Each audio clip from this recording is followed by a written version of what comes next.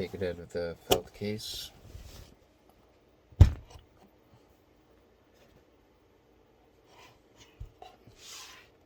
It's got a nice brushed aluminum on the front and side of it, back of it with all the connectors, the other side,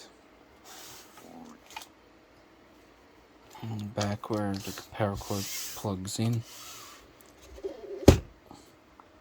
Right there it has reset switch. Cool. Power on and off, and then their logo on the back. Looks like there's a sticker over it. Yeah, there is.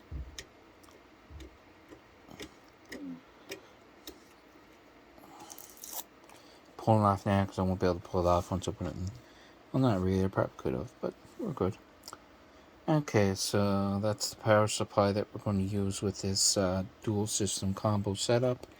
So now what we're going to do is next step is actually put it in the computer.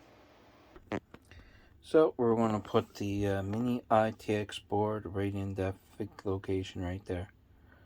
So first of all, we got to find our motherboard studs so that we can put the board there. And your motherboard studs will be in your case hardware assortment.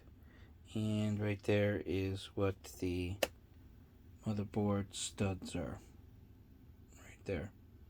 Has like a hex on one end and a thread on the other end to thread into the case. So we'll complete that.